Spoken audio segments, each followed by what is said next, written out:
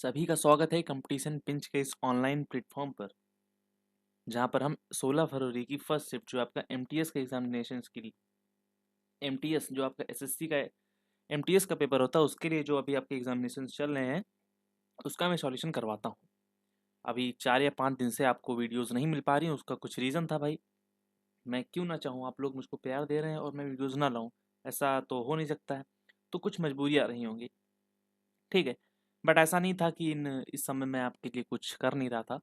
बहुत बहुत से ऐसे रोड मैप्स तैयार किए हैं जिससे आपको एक सॉलिड कंटेंट मिल सके, ठीक है। आप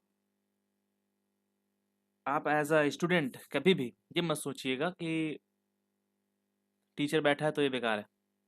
मतलब ओवरऑल मेरे कहने का मतलब है कि आम खानी चाहिए, आम आम खाने चाहिए, उसकी गुठलियाँ नहीं गिननी चाहिए। टीचर का कंटेंट और इंटेंट दोनों पर ध्यान देना चाहिए, ठीक है। तो बातें ज़्यादा ना करते हुए रिक्वेस्ट आपसे ये रहेगी कि चैनल को सब्सक्राइब कर लीजिए, बेल आइकन को प्रेस कर लीजिए और टेलीग्राम से जुड़ जाइए अगर इसके पूरे डिजिटल नोट्स चाहिए तो। क्योंकि इसको करना है, एक बार यहाँ से पढ़ना है और 2-3 बार नोट से पढ़ लेना है। और नोट्स एकदम डिजिटल होंगे, आपको लिखने की कोई ज़रूरत नहीं होगी। और जीडी वालों सुन लो, यहाँ से मैं पेपर आउट कर रहा हूँ, ठीक है। तो ये आपका जो पेपर है ना, ये मैं आउट कर रहा हूँ यहाँ से, इतना समझ लो। बाद में मत कहना, इसका मैं कंपाइल्ड, इसके जो पीडीएफ्स हैं यहाँ पर जितने भी होंगे, जितने भी शिफ्ट के पीडीएफ होंगे, जितना मैं करवाऊंगा, कोशिश है कि सब सब कुछ करवाऊंगा, फिर भी 4-5 शिफ्ट हो छूट ही जाएंगी, ठीक है।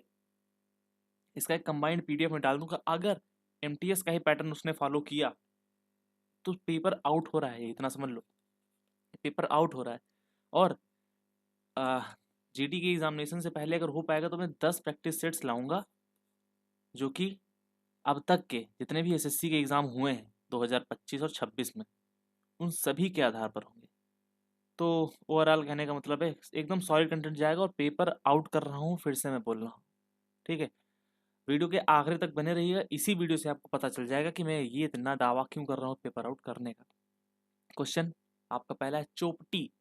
जनरली इसको चोपटी नहीं कहते हैं, सॉरी हाँ सही है। चोपटी नृत्य जो है आपका लोक नृत्य मुख्य रूप से किस भारतीय राज्य से संबंधित है?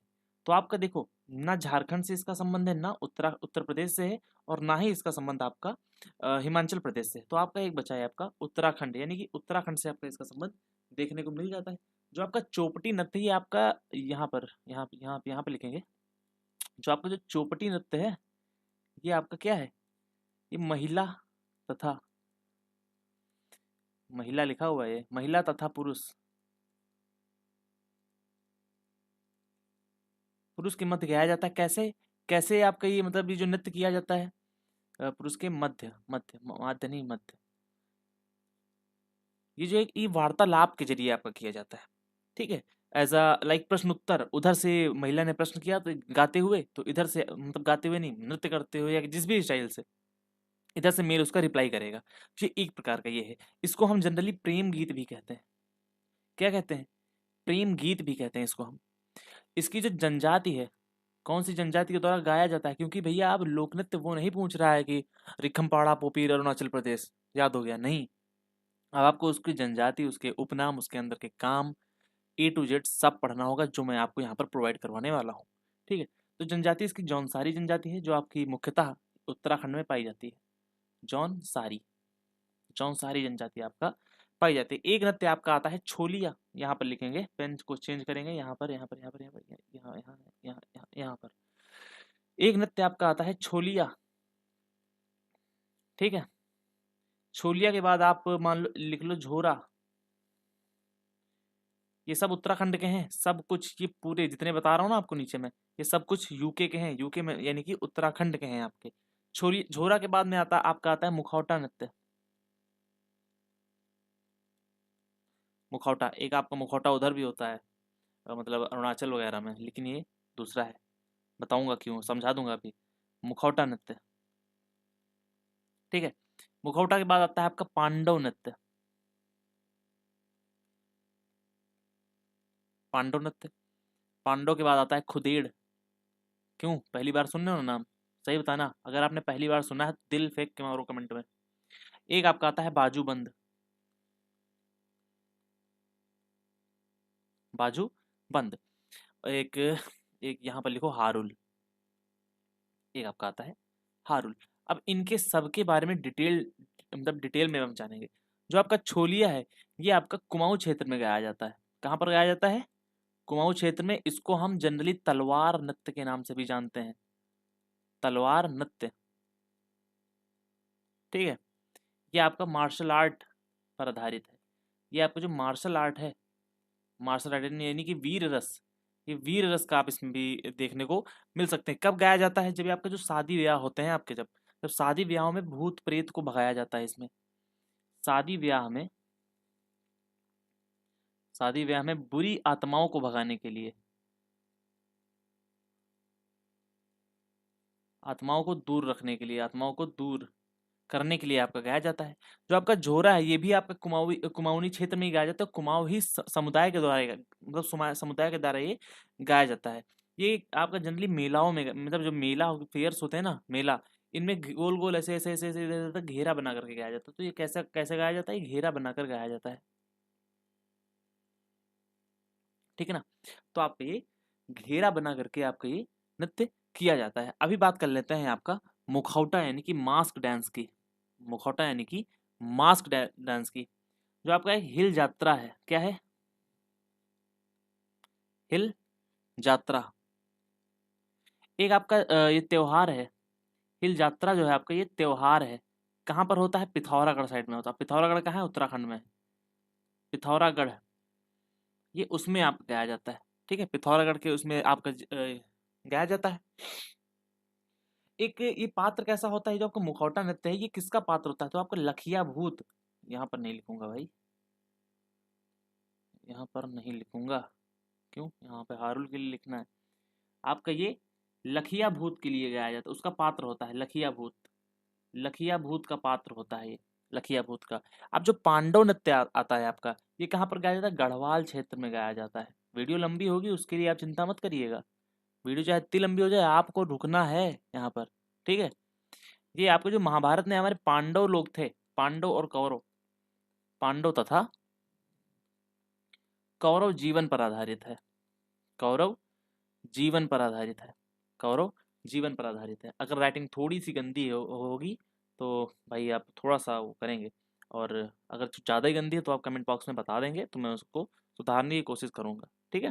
जो आपका खुदेड़ नृत्य है ये कहाँ पर गाया जाता है?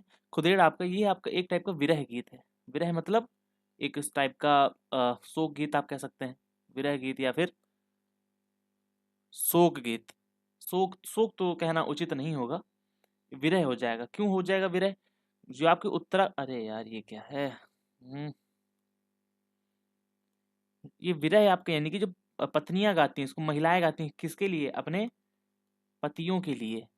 जब उनसे बिछड़ती हैं वे, तो उनकी महिलाओं के द्वारा ये आपका गाया जाता है। कब गाती हैं? जबकि पति की याद में गाती हैं।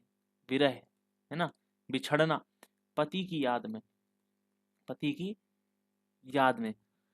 तो खुदेड़ हो गया। अब आता है आपका बाजूबंद। ये भी आपका संवाद शैली का एक नृत्य है। इनकी शैली क्या है? तो इसकी जो संवाद शैली, संवाद शैली इसका एक प्रमुख एक टाइप का पड़ जाता है। और बाजूबंद कैसे, कब, किस किस समय गाया जाता है? ये आपका घास काटते समय, घास काटते समय, ठीक है। तो बाजूबंद आपका गाया जाता है।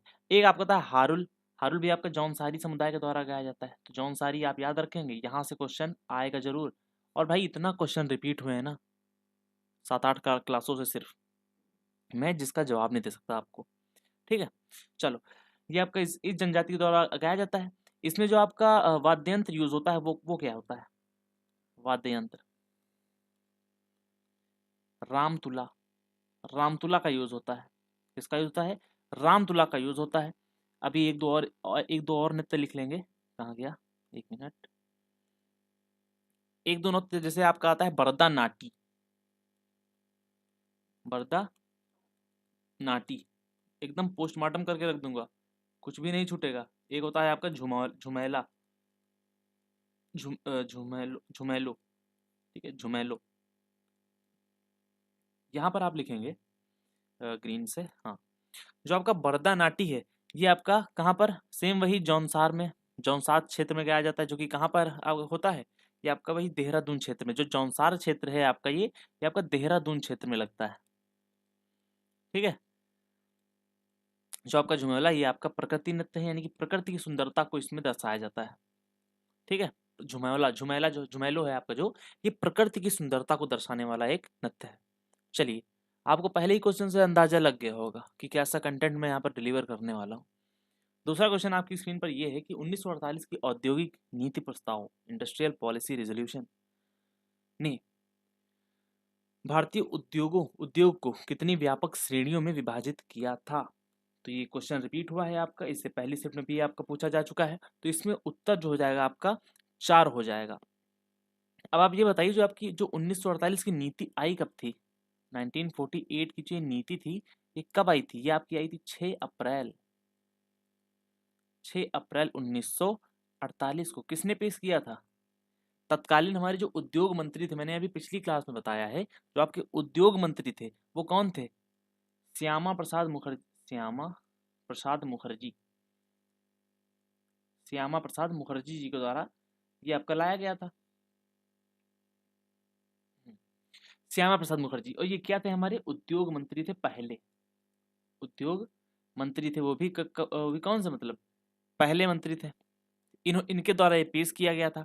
इसमें सबसे पहले इसमें बताया क्या गया था, इसमें जो आपकी मिश्रित अर्थव्यवस्था है, इसमें आपकी मिश्रित अर्थव्यवस्था का सुझाव दिया गया था और इसी को अपनाया भी गया था। अर्थव्यवस्था, मिश्रित अर्थव्यवस्था क्या रहती है? जहां पर निजी और सरकारी दोनों चीजें कोऑर्डिनेट करके चलती हैं। निजी प्लस सरकारी। भारत की अर्थव्यवस्था कैसी है अभी भी? वो आपकी भारत की जो अर्थव्यवस्था है वो आपका निजी, सॉरी मतलब मिश्रित अर्थव्यवस्था है। ठीक है। इसकी जो श्रेणियां थी वो कौन कौन सी थी? लाइक श्रेणी 1 हो गई, यहाँ पर श्रेणी 2 हो गई, 3 हो गई और आपकी श्रेणी 4 हो गई। आइए समझते हैं इसको हम विस्तार से। पहली श्रेणी में कितने विषय थे? पहली श्रेणी में आपके कुल मिलाकर के 3 विषय थे। ठीक है, कुल मिलाकर के आपके 3 विषय थे। और दूसरी श्रेणी में कितने विषय थे आपके? तो इसमें आपके 6 विषय थे। आप सब लिखना तो पॉसिबल नहीं है, बट मैं यहाँ पर लिख देता हूँ। ठीक है, सब पॉसिबल नहीं, मैं बोल जरूर दूंगा आपको। तीसरे में आपके जो थे, इसमें कुल मिलाकर के 18 विषय थे। ठीक है, इसमें 18 थे और इसमें 3 थे, इसमें 6 थे और तीसरी में 18 थे। और जो बाकी विषय थे, पेंडिंग रिमेनिंग, तो आपके जो बाकी विषय थे वो इसमें हो गए थे। अवशिष्ट विषय, बाकी विषय इसमें आ गए थे। अब पहले में जैसे आपका क्या था? पहले में जैसे आपका लाइक हथियार, हथियार है ना, परमाणु ऊर्जा और रेलवे वगैरह, ये सब इसके अंतर्गत आते थे। दूसरे में आपके जो जैसे ऑटोमोबाइल्स हो गए, नहीं सॉरी सॉरी, जो आपके जैसे उद्योग थे, जैसे कोयला, लोहा, विमान, ये सब, जैसे आपका कोयला हो गया, केला नहीं यार, कोयला, कोयला हो गया, लोहा हो गया, ठीक है, विमान हो गया, इस तरीके के इसमें आ गए। और जो भारी उद्योग थे, भारी भारी वर्क्स जो थे वो आपका तीसरे में, और जो बाकी पेंडिंग बच गए वो आपके यहाँ पर आ गए। ठीक है। अभी आप बताएंगे जो आपका आईडीआर एक्ट था, आईडीआर का फुल फॉर्म फटाफट बताइए कमेंट बॉक्स में, तभी मैं समझूंगा कि आप पूरी वीडियो देख रहे हैं, एंजॉय कर रहे हैं। और एक सजेशन जो आपसे हो सके वो दिया करिए, और जो मुझको अपडेट करने वाला हो वो आप बताया करिए, वो कंटेंट कैसा है इसके बारे में ज़रूर बताया करिए। इससे मेरा हौसला बहुत ज़्यादा बढ़ जाता है। टेलीग्राम से जुड़ जाइएगा जिससे आप नोट्स को पा सकें, कह के पेपर आउट करेंगे। जो आपका आईडीआर एक्ट है ये कब आया था? 1951 में आया था। किस लिए आया था? ये उद्योगों को लाइसेंस देने के लिए आया था। क्या आया था? मतलब लाइसेंस देने के लिए, जो आपको लाइसेंस देते थे, जो उद्योगों को लाइसेंस देते थे, उसको नियंत्रित करने के लिए कानून आया था। तो उद्योगों के लाइसेंस को नियंत्रित करने के लिए, उद्योगों की लाइसेंस को यहाँ पर लिखेंगे, उद्योग लाइसेंस, लाइसेंस नियंत्रण, उद्योगों के लाइसेंस नियंत्रण के लिए आपका लाया गया था। आप फिर 1948 में आपकी जो औद्योगिक नीति आई, फिर इसके बाद आपकी औद्योगिक नीति कब आई? इसके बाद आपका औद्योगिक नीति आई 1956 में। एक मिनट, थोड़ा सा टेढ़ा लिख रहा है। तो 1956 में जो आपकी नीति आई,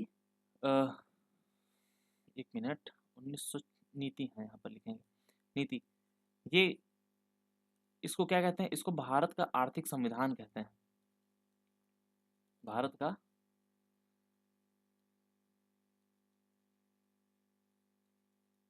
आर्थिक संविधान क्या कहते हैं?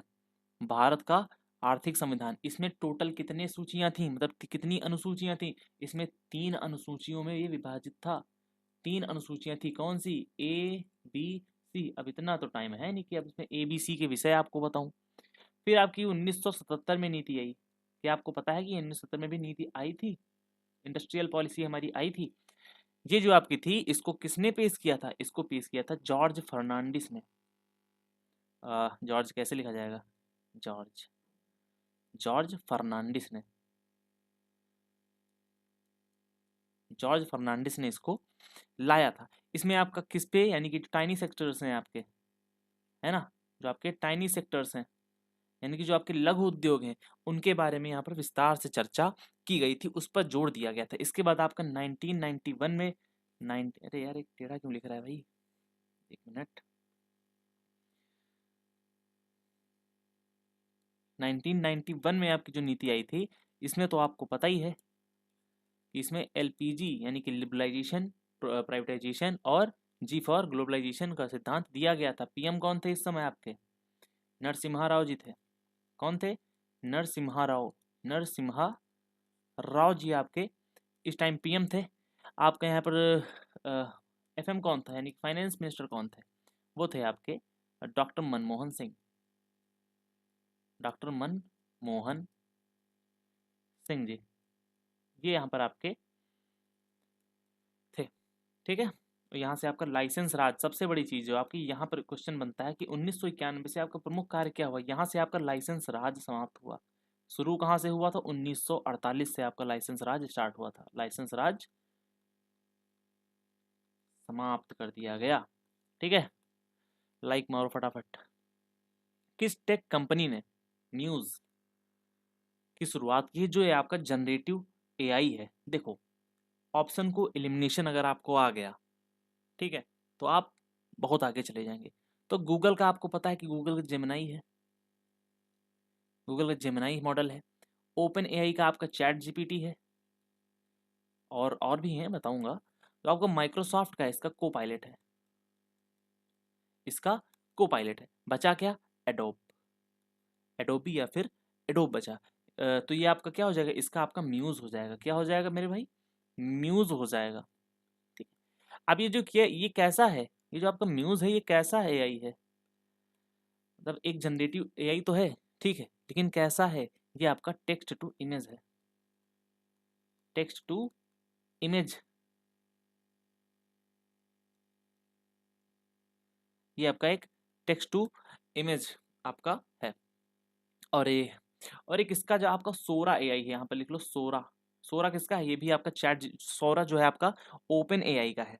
ये क्या करता है? ये टेक्स्ट टू वीडियो करता है। ये टेक्स्ट टू वीडियो, वीडियो, है ना, समझ जाना, वीडियो करता है। जो जेमिनाई है आपका, ये मल्टी मॉडल है। जो आपका जेमिनाई है, ये आपका मल्टी मॉडल, ये हर चीज करता है। ये मल्टी मॉडल है, ये आपका मल्टी मॉडल है। मैंने मैंने आपको बताया, जो माइक्रोसॉफ्ट का जो आपका को पायलट है, ये आपका है, मतलब जो इसका आधार क्या है? इसका इसका आधार क्या है? इसका GPT-4 पर ये काम करता है। GPT-4 पर काम करता है। और जो आपका चैट जीपीटी है, कहाँ गया?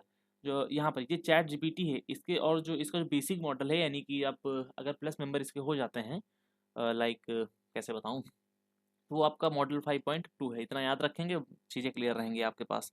ठीक है। एक आपका आता है क्लाउड 3, यहाँ पर लिखेंगे क्लाउड 3। ये आपकी जो एक कंपनी है एंथ्रोपिक, एंथ्रोपिक का मॉडल है। ठीक है। एक आपका आता है लाइमा, लाइमा 3। ये किसका है? ये आपका मेटा का है।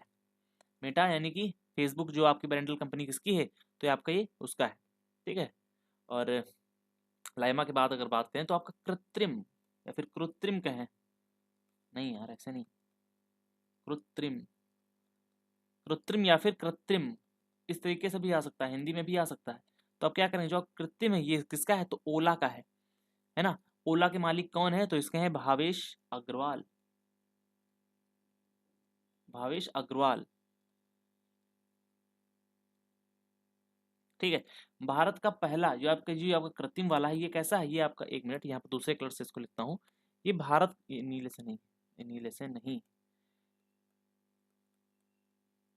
भारत का पहला एआई यूनिकॉर्न, मतलब एक ही आपकी जो ओला कंपनी है, ये क्या है? यूनिकॉर्न है। तो ये आपका जो यूनिकॉर्न का, किसी यूनिकॉर्न कंपनी का जो पहला एआई मॉडल है, वो आपका कृत्रिम है, जो कि ओला, यानी कि जिसके ओनर है आपके भावेश अग्रवाल, इसको आपको ये यूज करते हैं, इसको ये लीड करते हैं। ठीक है। अभी बात कर लेते हैं आपका ग्रॉक। ग्रॉक तो पता ही होगा आपको क्या होता है। ग्रॉक जो आपका एलन मस्क, पता ही है ना, एलन मस्क, इनका जो एक्स है, एक्स एआई, मतलब एक्स का ये उनका एक एआई मॉडल है। भारत जीपीटी क्या है? भारत जीपीटी, ये आपका अ, अ, भारत जीपीटी का अन्य नाम पहले आप समझो क्या है। इसका जो आपका अन्य नाम है वो है हनुमान। इसको लीड कौन करता है? इसको रिलायंस, रिलायंस और IIT Bombay and IIT Bombay ने एक स्वदेशी एआई तैयार किया है, जो कि इतना इफेक्टिव नहीं है। अगर इफेक्टिव होता तो आजकल हम बाहरी मॉडल्स पर निर्भर नहीं रहते। चौथा क्वेश्चन आपकी स्क्रीन पर है, बच्चों में वृद्धि हार्मोन की कमी से कौन रोग होता है? वृद्धि हार्मोन यानी कि जो ग्रोथ हार्मोन होता है, जो आपके पिट्यूटरी ग्लैंड से आपका जो हार्मोन निकलता है, उसको ही हम ग्रोथ हार्मोन कहते हैं। एसटीएच, जिसको हम सोमेट्रो सॉरी सॉरी सॉरी इसको क्या कहते हैं हम? सोमेट्रोपिक हार्मोन इसको कहते हैं। जनरली उधर नाम नहीं आता है, आपको ग्रोथ हार्मोन के नाम से ही जाना जाता है। तो आपका जो इसका हो जाएगा बौनापन, ग्रोथ अगर नहीं होगी तो क्या होगा? आप बौने रह जाएंगे, रह जाएंगे, डॉर्फिज्म आपके अंदर आ जाएगा, आप छोटे रह जाएंगे। ठीक है। तो आपका जो एक टाइप का ये जीएच वाला है, ग्रोथ हार्मोन है, ग्रोथ हार्मोन की कमी से आपका बौनापन होता है। अगर जो गिगेंटिज्म होता है, अगर इसकी अधिकता हो गई, अधिकता, तो अधिक हो जाएगा, तो अधिकता ग्रोथ ज़्यादा हो जाएगी, अधिकता पर आपका विशालकायता होता है। ठीक है। हड्डियां इसमें लंबी हो जाती हैं, तो जिससे आपका शरीर और भी बड़ा हो जाता है।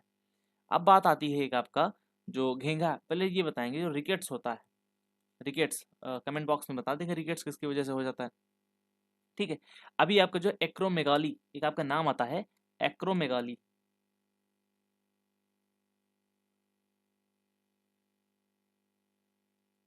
ये वयस्कों में देखने को मिलता है।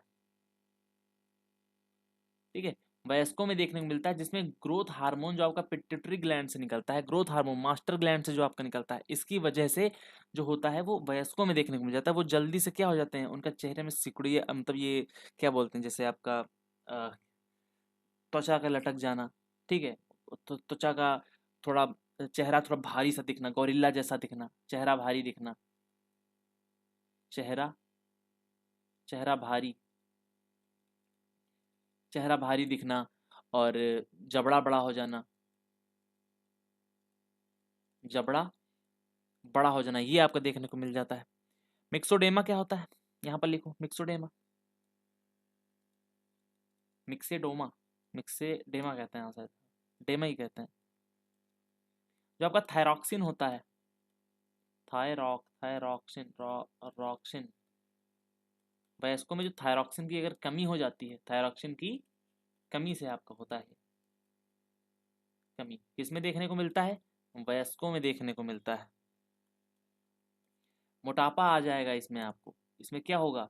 इसमें आपका मोटापा आ जाएगा, कमजोरी रहेगी, मोटापा, थकान, थकान, कमजोरी, ये सब इसमें चीज़ों को देखने को मिल जाएंगी। ग्रेव्स डिजीज क्या होती है? ग्रेव्स रोग, है ना, क्या होता है ग्रेव्स डिजीज? ग्रेव्स डिजीज, जो आपकी जो थायराइड ग्लैंड होती है ना, जो आपकी थायराइड होती है, थायराइड में आपकी अधिकता हो जाती है। थायराइड क्या होता है? बढ़ जाता है, इसमें आपके अधिकता हो जाती है। इसमें जो होता है, आपकी जो आंखें होती हैं, आंखें थोड़ी सी बल्गिंग आइज हो जाती हैं। बल्गिंग होने का मतलब है आंखें बाहर की ओर थोड़ी थोड़ी सी आपको बाहर आने को, मतलब बाहर आपको आती हुई दिखाई देती हैं। टिटेनी क्या होता है? टिटेनी तो आपको पता ही होना चाहिए आपके टिटेनस का है, साइफेरा टिटेनी ऐसे करके कुछ रहता है इसका नाम, है ना। तो आपका जो टिटेनी है यहाँ पर लिखेंगे।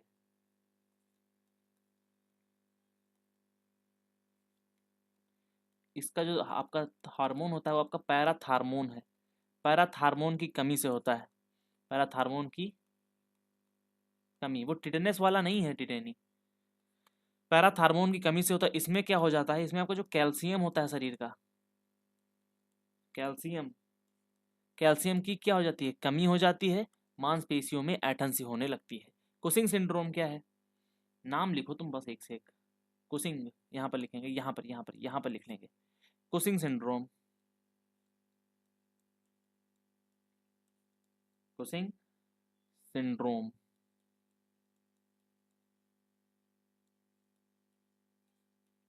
एड्रिनल, आपकी जो एड्रिनल ग्लैंड होती है, लैग लैग लैग,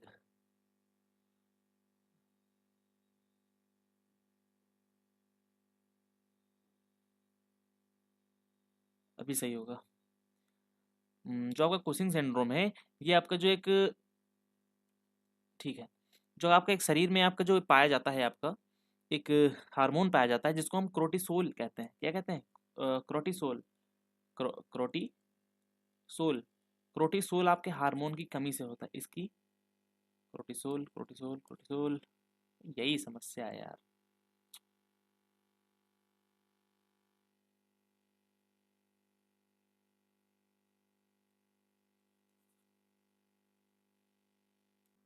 अभी उम्मीद करते हैं कि ये लैग नहीं करेगा, क्योंकि कुछ लैग कर रहा था, इसकी वजह से मुझको पहले रिकॉर्डिंग को ऑफ करना पड़ा एंड देन फिर से इंस्टॉल करना पड़ा। इससे मेरा काम और भी बढ़ चुका है।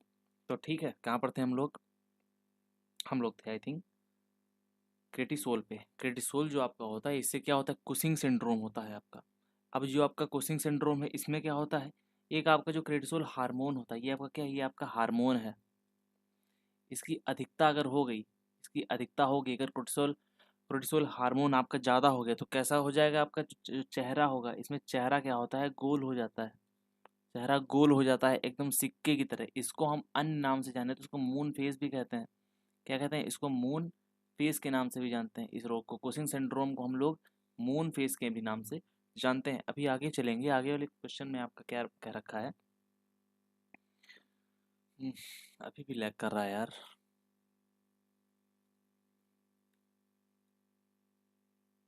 निम्नलिखित में से कौन सा एक पोषक तत्व है जो मिट्टी द्वारा पौधों को प्रदान किया जाता है?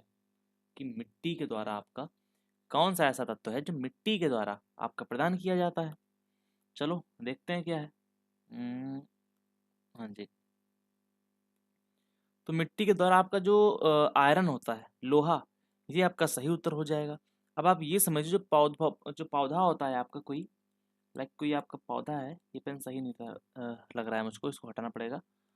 इसको लेंगे। जो आपका पौधा होता है, इसमें कुल कितने आवश्यक तत्व होते हैं इसके लिए? आवश्यक तत्वों की संख्या, आवश्यक जो तत्वों की संख्या जो होती है वो होती है भैया 17, अनिवार्य होने चाहिए। एक तो आते हैं प्राइमरी, प्राइमरी मैक्रो, इसमें ये मतलब कैटेगरी में बटे हुए होते हैं। इसमें आपका आता है एनपीके, एनपीके, एनपीके से मतलब हो जाएगा आपका नाइट्रोजन, फास्फोरस एंड पोटेशियम। ये सबसे ज्यादा जरूरी है, प्राइमरी है, प्राथमिकता इनको दी जाती है, ये सबसे ज्यादा जरूरी है, सबसे ज्यादा आवश्यक। ठीक है, अभी आते हैं फिर सेकेंडरी पर। सेकेंडरी के लिए मैं सेकंड लिख दे रहा हूँ, सेकेंडरी मैक्रो, मतलब ये आपके जरूरी हैं लेकिन प्राइमरी से थोड़ा सा कम है। इसमें आपका आता है कैल्शियम, मैग्नीशियम एंड सल्फर। ये आपके थोड़ा सा कम से जरूरी होती हैं। जो आपके सूक्ष्म होते हैं, मैक्रो मतलब होता है ज्यादा, ठीक है ना।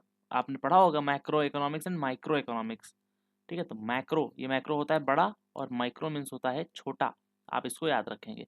ठीक है, जो आपके सूक्ष्म तत्व में यानी कि माइक्रो में जो आते हैं आपके, जो आपके माइक्रो में आते हैं, कम मात्रा, इसकी एक ट्रिक होती है, लिख लिख लो फेकू। अभी इसमें लिख करके ही बता दूंगा। एक होता है फेकू मंजन, मंजन मतलब मन ऐसे एंड देन जन, फेकू मंजन, बी मोनिकल।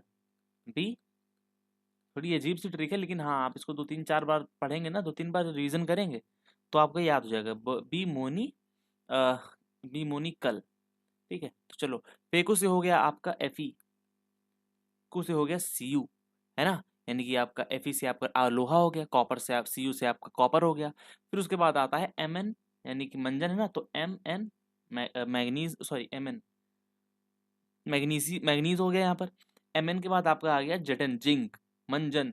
फिर आपका आ गया बी, बी क्या होगा, बी से आपका बोरॉन हो जाएगा, है ना, है ना, तो आपको जब बी हो जाएगा, बी से आपका बोरॉन हो जाएगा। उसके बाद आ जाएगा मोनी, एम ओ और एन आई, तो आपका जो एम ओ हो जाएगा, एम ओ ये क्या हो जाएगा, मॉली ब्लेडेनम हो जाएगा, ये क्या हो जाएगा, मॉली ब्लेडेनम हो जाएगा। और एन आई मतलब नाइट्रोजन, सॉरी निकेल, निकेल हो जाएगा। तो बी मोनी, मोनिकल यानी कि आपका जो आ जाएगा, कल से आपका क्लोरीन बन जाता है, सी एल आपका क्लोरीन बन जाता है। ये आपके माइक्रो होते हैं, ये कम आवश्यक होते हैं लेकिन होते हैं। जो आपका मैग्नीशियम होता है, यहाँ पर लिखो, जो आपका मैग्नीशियम होता है,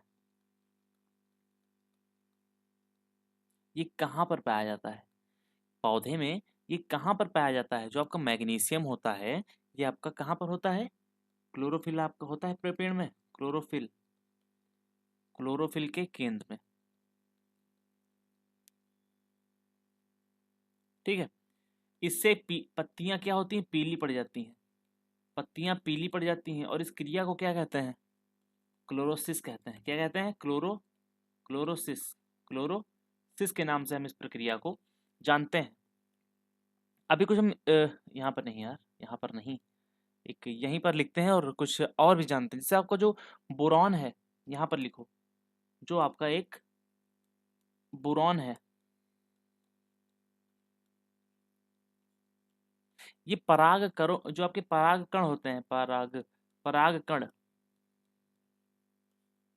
उनके अंकुरण तथा फलों के फटने से रोकता है। जो फल कुछ ओवर साइज हो जाते हैं, ओवर साइज होने से बचाता है आपका, फलों को फटने से रोकना, फटने से रोकना। जो पोटेशियम आपका होता है, जो आपका पोटेशियम होता है, ये रंध्रों को कंट्रोल करता है, उनके खुलने और बंद होने की क्रिया को कौन कंट्रोल करता है, जो आपका पोटेशियम होता है, रंध्रों को नियंत्रित करता है।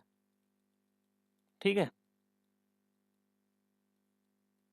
और बस ठीक है। और जो आपका फास्फोरस है, फास्फोरस, है ना, फास्फोरस है, इसको क्या कहते हैं, इसको हम कहते हैं ऊर्जा मनी, यानी कि आप क्या कहते हैं, ऊर्जा, ऊर्जा को इंग्लिश में क्या कहते हैं, पावर मनी। पावर मनी है, क्या मतलब है, ऊर्जा मुद्रा, ऊर्जा मुद्रा कहते हैं, किसकी, पेड़ की। यहीं से फास्फोरस से ही पेड़ आपका क्या करता है, मतलब जड़ों को, जड़ों के विकास के लिए जरूरी है। और मृदा से सबसे ज्यादा ये क्या करता है, फास्फोरस को एक्सेप्ट करता है, जिसकी वजह से पेड़ का विकास होता है, उसकी ऊर्जा आती है, उसमें आपका सबसे ज्यादा विकास देखने को मिलता है आपका फास्फोरस के द्वारा। इसीलिए फास्फोरस को हम क्या कहते हैं, ऊर्जा मुद्रा कहते हैं। ठीक है, चलिए अभी पढ़ते हैं आगे। क्वेश्चन नंबर 6 में लिखा हुआ है, 1835 का अंग्रेजी शिक्षा अधिनियम किसकी सिफारिश पर भारत में लाया गया था, भारत में किसकी वजह से लाया गया था। जो आपका लॉर्ड मैकाले है, लॉर्ड मैकाले आपका एकदम सही, एकदम मतलब हो जाएगा। एक क्वेश्चन आपका बन सकता है कि जो मैकाले का विवरण पत्र था, यहाँ पर लिखेंगे विवरण पत्र, ये कब आया था, ये आपका पेश हुआ था 1835 में। इसी को क्या कहते हैं, जो आपका जो इंग्लिश एजुकेशन एक्ट था, इसी को हम कहते हैं आपका जो मैकाले का विवरण पत्र। क्या कहते हैं, मैकाले का विवरण, विवरण पत्र इसको कहते हैं। ठीक है, कब पेश हुआ था, 1935 में पेश हुआ था। अ, तो और इसमें इसका जो मुख्य उद्देश्य क्या था, उद्देश्य इसका क्या था, कि भारत में लोग तो ब्लैक एंड वाइट थे, मतलब काले भी थे, गोरे भी थे, एंड मिडिल के थे। तो उनको कहने का मतलब है, हम इनको अंग्रेज ऐसे नहीं बना सकते हैं, लेकिन हम इनके अंदर पाश्चात्य सभ्यता को डाल करके इनको अंग्रेजी विचारधारा का बना सकते हैं। तो उनको रंग और भेद, मतलब रंग के आधार पर उनको एक ब्रिटिशर ना बनाना, उनको विचार तथा बुद्धि के हिसाब से ब्रिटिशर्स बनाना, विचार तथा बुद्धि के हिसाब से इंडियंस को इंडियंस को क्या बना देना, एक पाश्चात्य सभ्यता से प्रभावित व्यक्ति बना देना।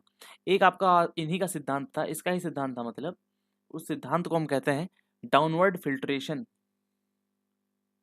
Downward filtration. इसमें कहने का मतलब था, जो मैकाले था, कौन लाया था, मैकाले।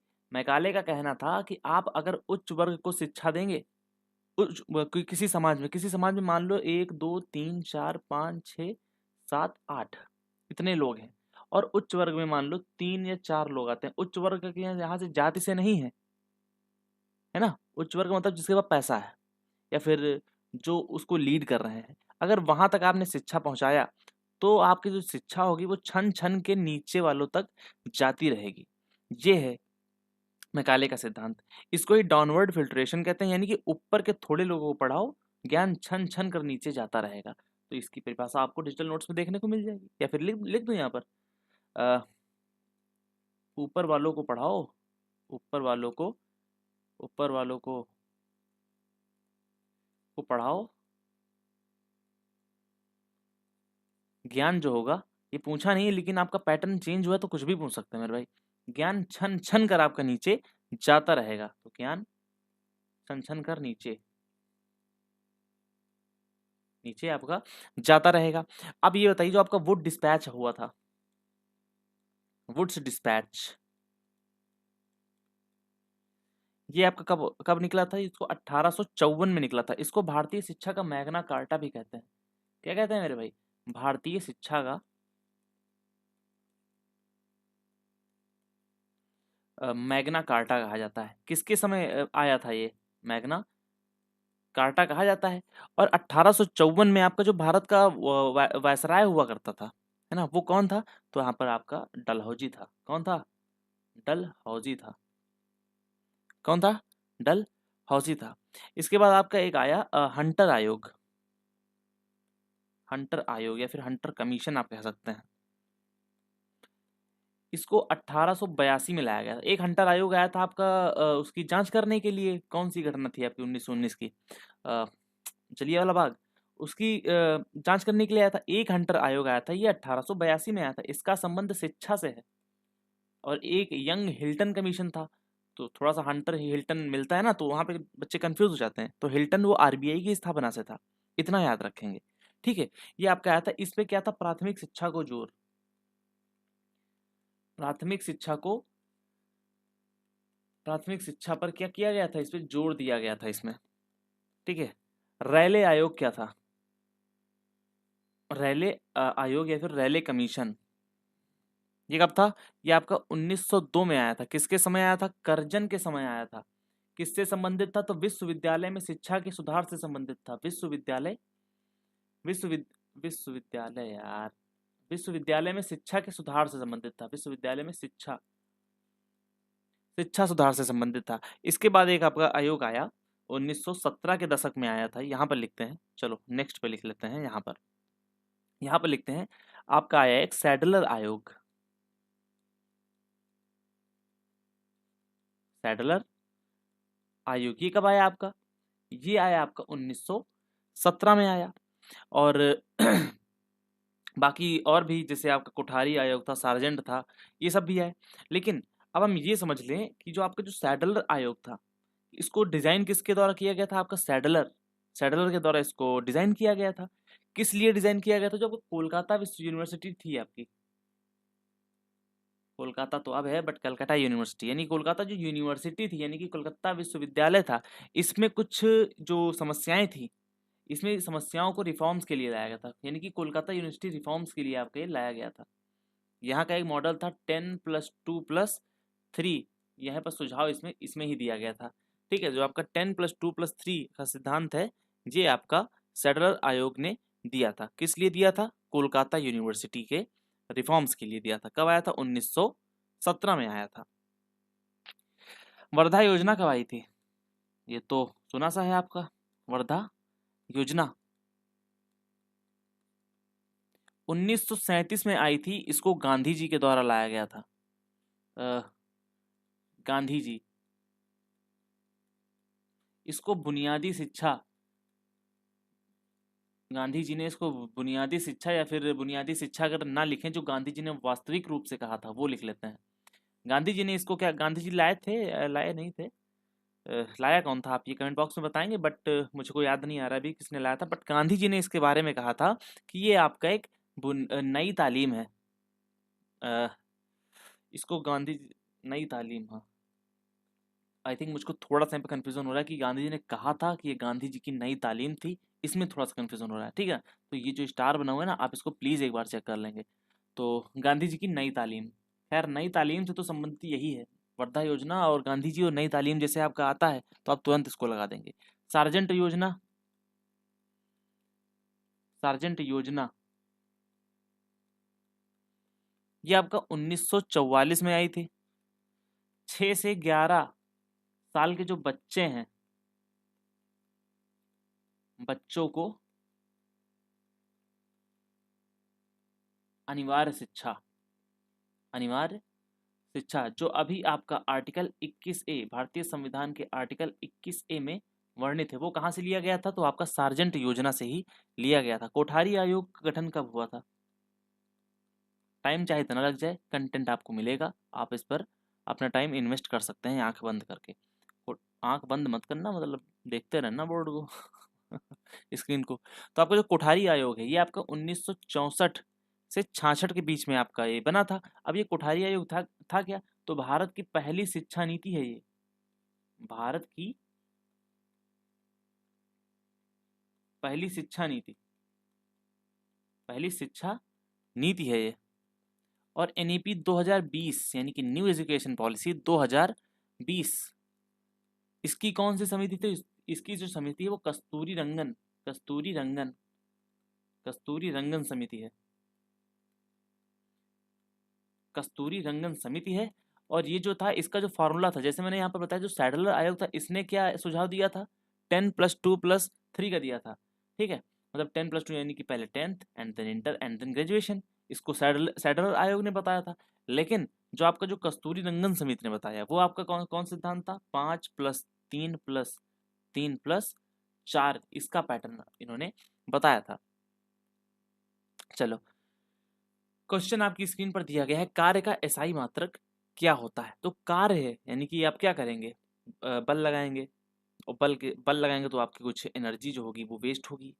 तो इसका जो आपका जूल हो जाएगा, जो कार्य का होता है वो आपका जूल एकदम सही उत्तर हो जाएगा। ठीक है, जो जूल होता है, आपका जो जूल है, ये कार्य तथा ऊर्जा, अब वो चाहे गतिज हो चाहे स्थितिज हो, ऊर्जा, अब वो चाहे गतिज ऊर्जा हो या फिर स्थितिज ऊर्जा हो, दोनों के लिए आपका यूज होता है। शक्ति क्या है, शक्ति का फार्मूला क्या होता है? शक्ति का होता है वॉट, तो फार्मूला नहीं होता है, ये वॉट है। और इसका जो फार्मूला फार्मूला या फिर कह रहे हैं, या फिर इसका जो इकाई कह लें, इकाई फार्मूला नहीं है, इकाई है ये आपका, जूल पर सेकंड होता है। शक्ति क्या होती है, वाट होती है, और वाट का जो इकाई होती है आपकी जूल पर सेकंड होती है। ठीक है, और आप ये बताइए, जो 1 हॉर्स पावर होता है, इसमें कितने वॉट्स होते हैं? इसमें 746 वाट आपका देखने को मिल जाता है। फोर्स की बात कर लें, बल की बात कर लें, इसका जो मात्रक होता है, इसका मात्रक आपका न्यूटन होता है। इसका जो सीजीएस मात्रक है, सीजीएस पद्धति का मात्रक है, वो है डाइन, डाइन है। ठीक है, और जो आपका 1 न्यूटन होता है, उसमें कितने डाइन्स होते हैं?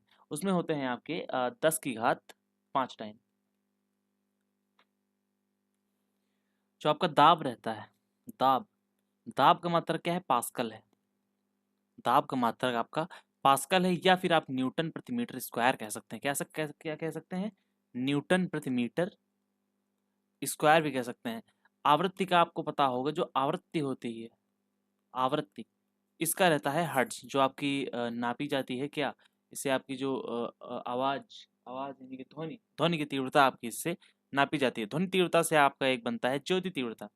ज्योति तीव्रता आपकी कैंडिला होती है, ज्योति तीव्रता, तीव्रता ये आपका कैंडिला होती है। क्या होती है, कैंडिला को सीडी सीडी से डिनोट करते हैं, ये आपका कैंडिला हो जाती है। जो आपका चुंबकीय फ्लक्स होता है ना, magnetic flux, flux magnetic flux ये आपका होता है वेबर। इसका आपका जो मात्रक होता है वो होता है वेबर होता है। ठीक है। जो आपका इंडक्टेंस होता है, इंडक्टेंस को हिंदी में क्या कहते हैं? प्रेरकत्व कहते हैं। क्या कहते हैं? प्रेरकत्व कहते हैं। इसका जो आपका एसआई मात्रक रहता है, मतलब इसका मात्रक है जो उसको एच से डिनोट करते हैं, और एच फॉर होता है हेनरी। क्या रहता है? एच फॉर रहता है हेनरी। विद्युत आवेश का मात्रक क्या होता है? विद्युत आवेश, विद्युत आवेश, विद्युत आवेश, विद्युत आवेश का मात्रक रहता है कूलाम, कूलाम। जो आपकी जो ज्योति और एक आपका ज्योति फ्लक्स होता है, ज्योति तीव्रता तो आपका कैंडला हो जाएगी, लेकिन जो ज्योति फ्लक्स रहेगा, यानी कि ज्योति फ्लक्स, यानी कि जो आपकी लाइट्स वगैरह होती हैं, ज्योति फ्लक्स, FLUX, वो आपका हो जाएगा ल्यूमेन। यानी कि टॉर्च की रोशनी या किसी बल्ब की रोशनी को मात्रक नापने का मतलब क्या होता है? वो आपका ल्यूमेन होता है। भारतीय अर्थव्यवस्था ने किस वर्ष 2 ट्रिलियन डॉलर जीडीपी का आंकड़ा पार किया था? तो आपकी जो भारत की जो जीडीपी है, भारत की जो जीडीपी है, उसने 2 ट्रिलियन का आंकड़ा कब पार किया था? तो सिंपली क्वेश्चन यही पूछा गया है। पहली बात करेंगे, जो आपका 1 ट्रिलियन का आंकड़ा था, 1 ट्रिलियन ये कब पार किया? 2 ट्रिलियन ये कब पार किया? 3 ट्रिलियन ये कब पार किया? ठीक है। और करीब करीब 4 ट्रिलियन जो आपका था, ये कब पार किया? क्योंकि 4 ट्रिलियन इकोनॉमी बन चुकी है इंडिया। तो अभी हम देखते हैं कि जो 1 ट्रिलियन था, इसको 2007 में इसको पार किया था। आपको पता है हमारा भारत 2047 में आज़ाद हुआ था, इसीलिए इसमें आपके 60 साल लग गए 1 ट्रिलियन पाने के लिए। फिर बात करते हैं 2 ट्रिलियन, ये आपका 2014 में पार हुआ। कब पार हुआ? 2014 में। इसमें सिर्फ 7 साल लगे। कितने साल लगे? 7 साल लगे। जो 3 ट्रिलियन इकोनॉमी पहुंची वो 2019 में पहुंच गई। ठीक है। और मतलब नहीं, 19 में नहीं पहुंची थी, 19 में आसपास था। ठीक है, 19 में ये आपका आसपास था आंकड़ा। 1 मिनट, इसको कुछ करते हैं।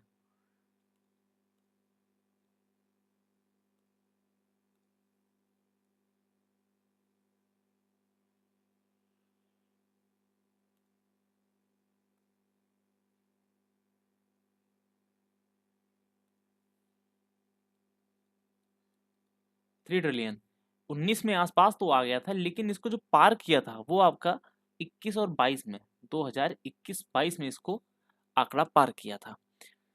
और 4 ट्रिलियन का आपका ये 2024 में पार किया गया है, 2024 में पार किया गया है। ठीक है। जो लक्ष्य क्या है? लक्ष्य क्या है कि इंडिया को हम 5 ट्रिलियन इकोनॉमी बना देंगे। कब तक का लक्ष्य है? ये आपका 2027 से लेकर के 2028 2028 तक का ये लक्ष्य रखा गया है, लेकिन ये पूरा होता नहीं दिख रहा है। और जो 7 ट्रिलियन का लक्ष्य रखा गया है वो 2030 को रखा गया है। ठीक है। अगर रैंकिंग्स की बात कर लें तो आपका जो इसकी रैंकिंग है इंडिया की, वो फोर्थ है। पहले पे आपका जाहिर सी बात है यूएसए है, दूसरे पे आपका चाइना है। ठीक है, दूसरे पे आपका चाइना है, एंड देन आपका जर्मनी है, जर्मनी के बाद आपका इंडिया है। पहले जापान हुआ करता था, अभी आपका ये जापान है।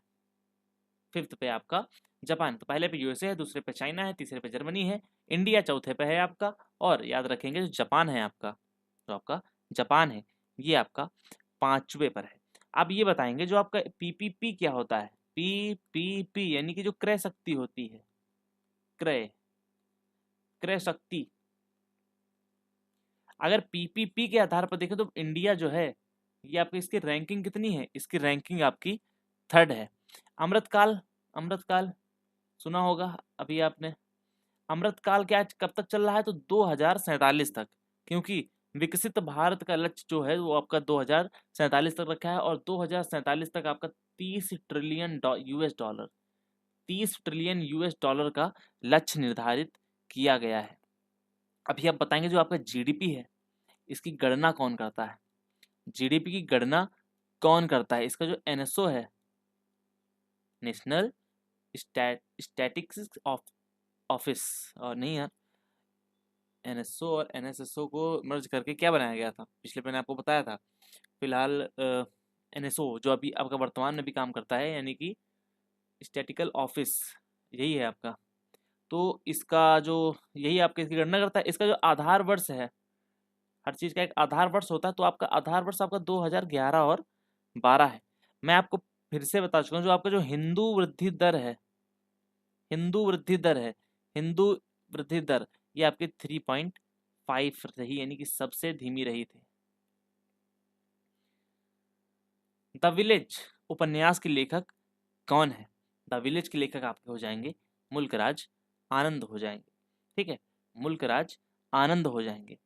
और मुल्कराज आनंद जो थे, ये आपके जो गरीब और वंचितों के कहे जाते हैं, कि जो गरीब तथा वंचितों के लेखक, गरीब तथा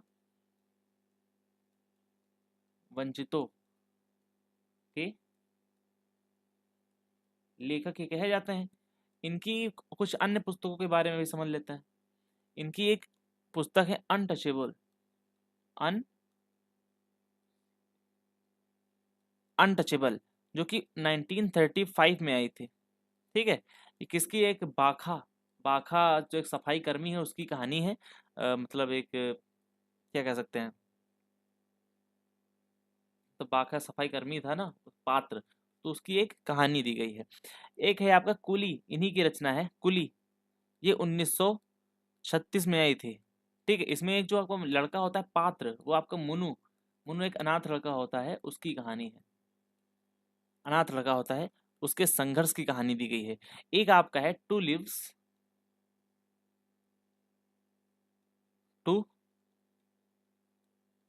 to leaves and a bud, and a bud, जो चाय के बागान में मजदूर हैं, चाय बागान के मजदूरों पर आधारित ये कहानी है। चाय बागान के मजदूर, ये उनकी कहानी है। एक आपका, एक इनकी और भी आ जाती हैं, जैसे आपका ट्रिलॉजी, ट्रिलॉजी, इसमें आपका बुक्स आती हैं द विलेज अक्रॉस, मतलब ट्रिलॉजी में इन्होंने 3 पुस्तकों को लिखा है, 3 हैं इसके अंदर। तो आपका एक द विलेज हो गया, और हो गया अक्रॉस द ब्लैक, हाँ, across the across the black waters. ठीक है, ये आपका फर्स्ट वर्ल्ड वॉर पे आपका आधारित है। एक आपका आता है the sword and the sickle, the sword, the sword and the sickle, and the sickle, सब याद रख लेंगे, एक ना एक आपको इसमें देखने को मिल जाएगी। अभी बात करते हैं आपका, जो आपका आर के नारायण थे, आर के नारायण, आर के नारायण, इन्होंने मालगुडी डेज लिखा, मालगुडी डेज, ये कहानियों का संकलन है पूरा एक। मालगुडी डेज की कहानियां लिखी इन्होंने, लिखा एक, इनकी जो पहली बुक थी, इनकी जो पहली बुक थी वो थी इनकी Swami, Swami and Swami and friends, Swami and friends. ठीक है, मालगुडी, जो एक मालगुडी था ना, ये एक टाइप का क्या था, काल्पनिक शहर था, कोई एग्जिस्ट नहीं करता है, काल्पनिक, काल्पनिक शहर की इसमें कई कहानियां हैं, एक नहीं है, कई कहानियां हैं। आपकी एक लेखक हुए, कौन थे वो, राजा राव, जो यहाँ पर लिखा है, मैंने आपको आर के नारायण बताया। अब आप समझो राजा राव थे, इनकी लाइक कुछ कहानियां हैं, जिसे आपके जो राजा राव, इनका जो दर्शन था, इनका जो दर्शन था, यानी कि प्रभावित, इनका जो दर्शन यानी कि फिलॉसफी थी, यानी कि लिखने की जो शैली थी, वो किससे प्रभावित थी, वो गांधीवाद से थी, यानी कि गांधीवादी लेखक थे ये। कैसे लेखक थे, तो ये गांधीवादी लेखक थे।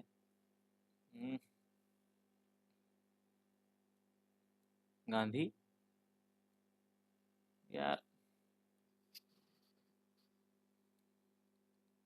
गांधीवादी, इनकी एक रचना है कांथापुरा,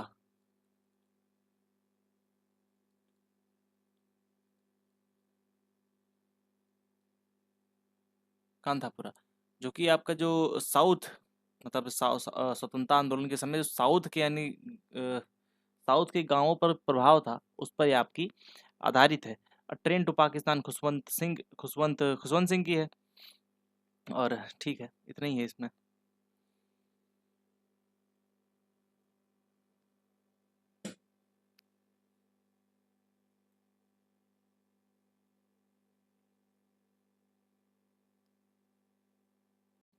क्वेश्चन नंबर 10 है, प्रसिद्ध रणकपुर जैन मंदिर किस नदी पर आपका स्थित है? जो आपकी एक मघई और मथाई नदी है, ये वाली, ये इसी पर आपका स्थित है। रणकपुर जैन मंदिर के बारे में आपका हम कुछ फैक्ट्स जान लेते हैं। ये कहाँ पर है आपका? ये राजस्थान के पाली में है। कहाँ पर है? राजस्थान राज्य में पाली जिला पड़ता है आपका, ये वहाँ पर है। ठीक है। इसको बनवाया किसने था?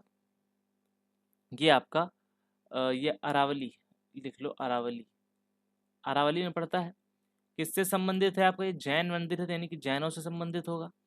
किसने बनवाया था? मतलब ये किस पर आधारित है आपका? ये आपके जो इनके जो प्रथम तीर्थंकर थे जैनों के, प्रथम तीर्थंकर थे, उनके जो आपके पहले कौन थे? ऋषभदेव या फिर आदिनाथ, या फिर आदिनाथ, आदिनाथ कहें आप या फिर कहें ऋषभदेव, ऋषभदेव, ये उनको समर्पित है। इसको बनवाया किसने था? बनवाया किसने था? बनवाया था इसको सेठ थे, एक सेठ धरण शाह, धरण शाह ने बनवाया था। कब? 15वीं शताब्दी में बनवाया था। किसकी सहायता से बनवाया था? सहायता राणा कुंभा की सहायता ली थी। राणा कुंभा की सहायता ली थी इसमें आपको बनवाने में। इसका एक अन्य नाम भी है। अन्य नाम क्या है? इसको हम चौमुखा मंदिर कहते हैं, क्योंकि इसमें 4 द्वार हैं, मुख इसके 4 हैं। चौमुखा मंदिर, इसको जानते हैं। इसकी खासियत क्या है? इसकी खासियत ये है कि इसमें जो खंभे हैं वो आपका 1444 खंभे, मैं आपको इससे पहले भी बता चुका हूँ, 1444 खंभे जो कि टोटली संगमरमर से भी मतलब बने हुए हैं। 1444 हैं और सब ये संगमरमर से बने हैं, संगमरमर से बने हैं। और सबसे कमाल की बात, कोई भी खंभा एक जैसा नहीं है। खंभा जो है, एक जैसे खंभे आपस में नहीं है। 1444 सब अलग अलग प्रकार के खंभे बने हुए हैं। जो आपकी मघई नदी है, ये वाली लूनी नदी इसी का पार्ट है। लूनी नदी मतलब इसी के बेसिन का आपका आपका हिस्सा है। दिलवाड़ा का जैन मंदिर जो है आपका किससे संबंधित है? दिलवाड़ा काफी ट्रेंडिंग रहा, ये भी आपका जैनों से संबंधित है। और यहाँ पर कितने मंदिरों का समूह है? 5, 5 मंदिरों का आपका ये समूह है। ठीक है। और एक आपका गोल्डन टेम्पल आता है। गोल्डन टेम्पल, आप सोच रहे होंगे कि मैं अमृतसर वाला चाप दूंगा अभी, तो नहीं, आप गलत हैं। तो गोल्डन टेम्पल ये आप एक आपका साउथ में है। कहाँ पर है? साउथ में है, जो कि आपका साउथ इंडिया का, यानी कि साउथ इंडिया का जैन स्वर्ण मंदिर कहा जाता है। Jain golden temple, Jain golden Jain golden temple कहते हैं, जो कि आपका तमिलनाडु में है। कहाँ पर है? तमिलनाडु के श्रीपुरम में है। कहाँ पर? श्रीपुरम में है। ठीक है, चलिए 11 नंबर क्वेश्चन है कि शरीर में पानी का अधिकांश अवशोषण कहाँ होता है?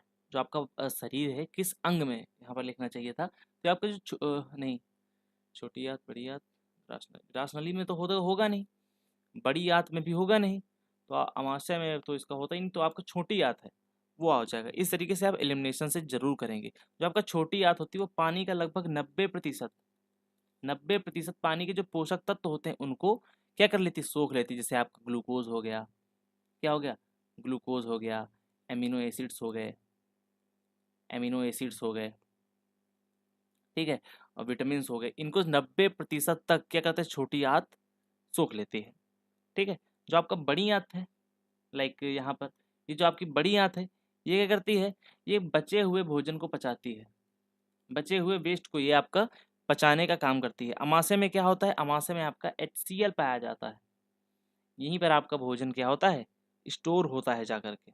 ठीक है, जो आप ये बताएंगे आपकी जो भी दवाइयाँ खाते हैं, दवाइयाँ, तो एक बेसिक क्वेश्चन ये बन सकता है कि जो दवाइयाँ खाते हैं वो कहाँ पर एब्जॉर्ब की जाती हैं, छोटी आंत में कि बड़ी आंत में? क्योंकि ज़्यादातर एब्जॉर्प्शन आपका यहीं से हो रहा है, छोटी आंत से, तो आपका दवाइयों का जो आपका अवशोषण होगा, दवाएं दवाएं आपका ज़्यादातर आपका छोटी आंत में ही घुलती हैं जाके। जो आपका शराब होता है, मतलब जितना भी अवशोषण होता है शराब का, शराब का भी अवशोषण आपको यहीं पर आपको देखने को मिल जाता है। जो छोटी आंत में एक संरचना होती है विली, विली विली जैसी संरचना होती है, लाइक छोटी ऐसी उंगलियों जैसी संरचनाएं होती हैं, यही इनके अवशोषण का कार्य करती हैं। जो सरफेस होता है इनका, यही सरफेस एरिया बढ़ाती हैं, और यही आपके इसकी सतह को, इसके अवशोषण की दर को काफ़ी बढ़ा देती हैं।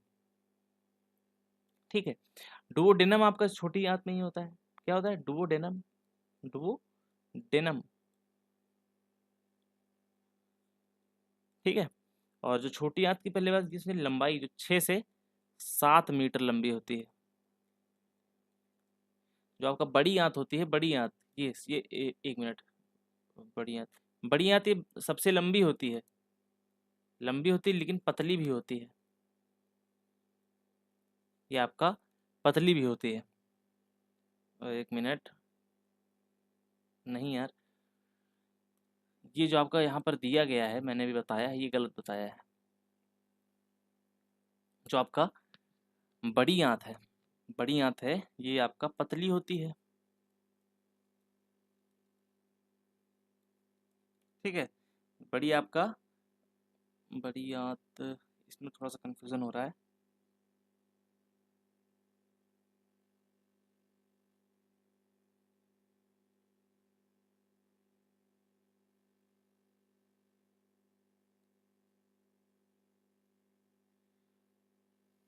जैसे ये समझो, ये आपका ऐसे है,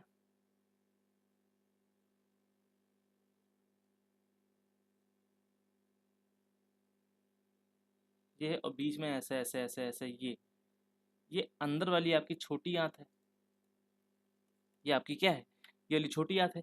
और जो आप बाहर बाहर देख रहे हैं, जो आप बाहर बाहर देख रहे हैं, ये आपका बड़ी आंत है, क्योंकि ये बड़ी है देखने में। तो यहीं से अपना डाउट क्लियर कर लेंगे, और मैं भी अपना डाउट यहीं से क्लियर कर लूँगा। एक डुओडेनम, इसके बारे में आप जानेंगे। एक होता है सीकम, जो शाकाहारी जानवर होते हैं, इसमें सेल्यूलोज को पाचन करने का काम करता है, सेल्यूलोज के पाचन के कार्य करता है। ठीक है, और जो आपका जो एक सबसे नीचे आप लाइक यहाँ पर देखेंगे तो एक संरचना यहाँ पर पाई जाती है, छोटी सी ऐसी लगी हुई, इसको क्या कहते हैं, इसको कहते हैं अपेंडिक्स। ये धीरे धीरे विलुप्त हो रही है, क्योंकि अब इसका काम नहीं रह गया, तो ये धीरे धीरे सब आपका अवशोषित, मतलब ये विलुप्त हो रही है। ठीक है, पृथ्वीराज चौहान को मोहम्मद गौरी ने किस युद्ध में हराया था? जो आपका तराइन का पहला युद्ध था, जो आपका तराइन का पहला युद्ध था, ये कब हुआ था? यह हुआ था 1191 में हुआ था। तराइन का द्वितीय विश्व युद्ध हुआ था 1192 में हुआ था, 1192 में हुआ था। ठीक है, और जो चंदावर का युद्ध था, ये कब हुआ था? ये आपका हुआ था 1194 में। ठीक है, और जो पानीपत का प्रथम युद्ध, एक मिनट, हाँ, अ, पानीपत का प्रथम, चलो पहले इसको समझो। जो पृथ्वीराज, इसमें यहाँ पर क्या, पृथ्वीराज चौहान को मोहम्मद गौरी ने किस युद्ध में हराया था? यानी कि मोहम्मद गौरी ने, देखो पहले में तो पृथ्वीराज चौहान जीते थे, पृथ्वीराज बिन, किससे? मोहम्मद गौरी से ही पृथ्वीराज बिन जीत गए थे। 1192 में आपका गौरी जीता था, गौरी जीता था, तो इसका सही उत्तर क्या हो जाएगा? सही उत्तर हो जाएगा तराइन का युद्ध हो जाएगा। ठीक है, तो आप बस यहीं से आपका भारत में तुर्की शासन की स्थापना, भारत में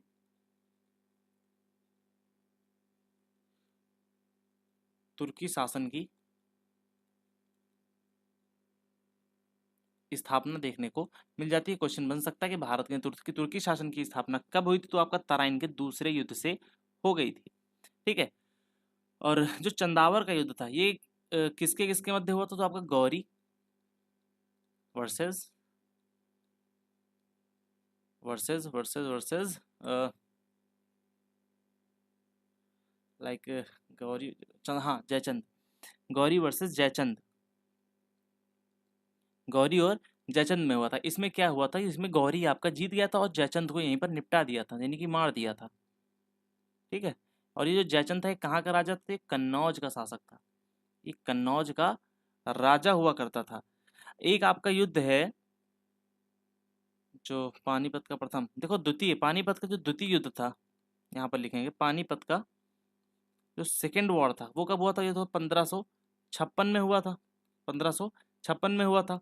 किसके किसके बीच हुआ था आप ये बताएंगे? हेमू वर्सेस बताएंगे इसको आप कमेंट बॉक्स में। एक इससे पहले आपका नहीं, खैर छोड़ो, ये छोड़ो यहाँ पर।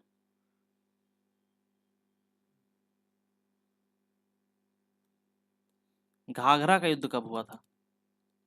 पहले जो याद रहे उसको करूँ, नहीं वो भी भूल जाऊंगा। घाघरा के बाद आपका खतौली का युद्ध कब हुआ? घाघरा खतौली और घाघरा हो गया, खतौली हो गया, और आपका बिलग्राम का युद्ध, बिलग्राम या फिर कन्नौज का युद्ध, बिलग्राम या फिर कन्नौज का युद्ध, इनके बारे में समझ लेते हैं। जो आपका खतौली का युद्ध है ये आपका 1517 में हुआ था। कब हुआ था? 1517 में हुआ था। बिलग्राम या कन्नौज का युद्ध आपका 1540 में हुआ था, शेर शाह सूरी वर्सेस हुमायूं के बीच में। शेर शाह वर्सेस हुमायूं के बीच में ये हुआ था।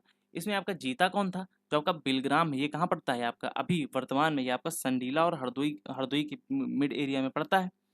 तो जो आपका कन्नौज 1540 में हुआ था इसमें शेरशाह ने हुमायूं को मतलब भारत से बाहर कर दिया था लगभग। तो यहाँ पर ये जो आपका है शेरशाह, इसमें आपका विनर कौन हो जाएगा? शेरशाह हो जाएगा। खतौली का युद्ध हुआ था आपका 1517 में। इसमें राणा सांग, इसका किसके किससे किसके मध्य हुआ था? राणा सांगा वर्सेस लोदी। कौन लोदी? आई लोदी, इब्राहिम लोदी। ये बुरी तरीके से हार गया था और राणा सांगा जी इसमें जीत हासिल किए थे। जो घाघरा था मतलब वो बाबर का युद्ध है। इसमें आपका बाबर, ये आप कब हुआ था? ये आपका 1529 में हुआ था। इसमें बाबर वर्सेस महमूद लोदी वर्सेस महमूद। खाना खाया पानी पिया घर गया, है ना? महमूद नहीं, महमूद लोदी, जिसमें बाबर जीत गया था। करनाल का युद्ध कब हुआ? हरियाणा, करनाल का युद्ध 1739 में। नादिर शाह जो कि एक लुटेरा था, कोहिनूर लेके आया था, नादिर शाह मतलब लूट ले गया था। नादिर शाह वर्सेस हुमायूं नहीं, अ, कौन था? रंगीला, रंगीला करके कोई था। रंगीला का नाम पूरा क्या था भाई? अ, मोहम्मद शाह रंगीला, मोहम्मद शाह रंगीला। तो मोहम्मद शाह रंगीला था, यहीं से ये मयूर सिंहासन लूट ले गया था, जिसको तख्त ए ताउस भी कहते हैं। तख्त ए ताउस के नाम से भी हम इसको जानते हैं।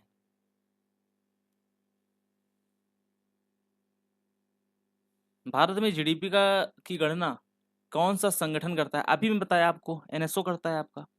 ठीक है, ये आपका एनएसओ करता है। इसका 2000, अभी आप वहां पर नहीं था, इसका 2019 में विलय हुआ था। किसमें?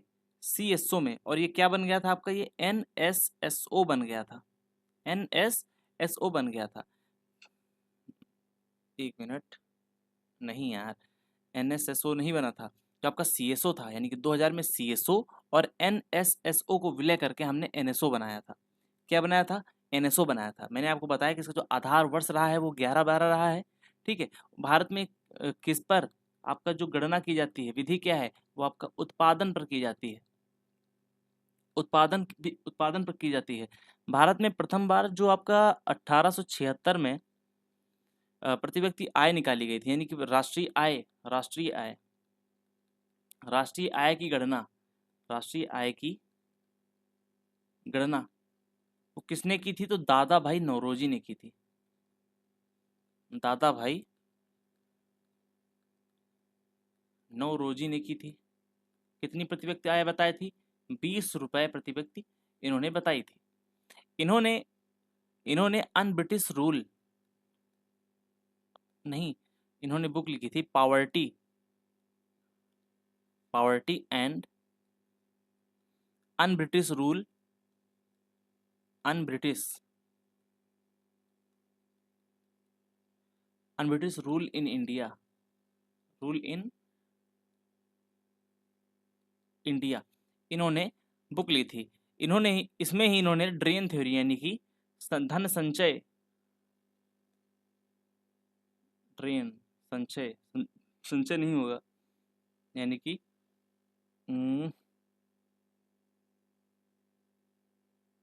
धन को बाहर, धन निकासी का सिद्धांत था, धन निकासी का सिद्धांत इन्होंने इसी में दिया था। आप यह भी बताइए, जो आपका पहली वैज्ञानिक विधि, ये तो आपका जनरल ऐसे ही थी, आपकी जो प्रथम वैज्ञानिक विधि से जो राष्ट्रीय आय की गणना हुई थी, प्रथम वैज्ञानिक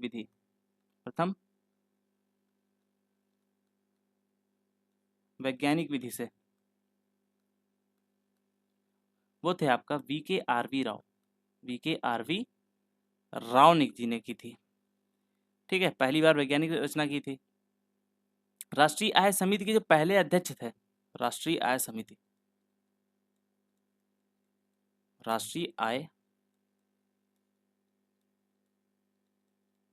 के प्रथम अध्यक्ष थे वो आपके पीसी महालनोबिस थे। पीसी महालनोबिस थे। ये कब हुई थी? 1949 में आपका हुआ था। जो आपका एनएसओ है, कैसे आंकड़े जारी करता है? आपका तिमाही आंकड़े यानी कि तिमाही बोले तो त्रैमासिक तिमाही आंकड़े जारी करता है। जीडीपी डिफ्लेटर वगैरह मैं बता चुका हूँ आपको पिछली क्लासेस में। ध्रुपद ज्ञान की कितनी शैलियाँ आपकी होती हैं? जिसकी शैलियाँ हैं प्रमुख, वो 4 शैलियाँ हैं। कौन कौन सी? एक तो आपका डागर हो गई, डागर बानी, शैलियाँ कहें फिर बानी कहें, डागर हो गई, खंडार हो गई, खंडार बानी, नौहार हो गई, क्या हो गई? नौहार बानी,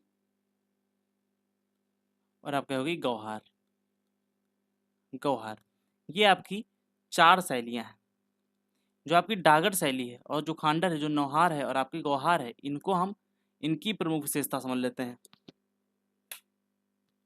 इनकी जो प्रमुख विशेषता है, ये इसको शांति के साथ गाया जाता है। शांति तथा आलाप के साथ गाया जाता है। इसके जो प्रसिद्ध हैं वो आपके डागर बंधु, इसके जो प्रसिद्ध कलाकार हैं वो आपके डागर बंधु हैं। डागर बंधु 2 भाई थे, वो हैं।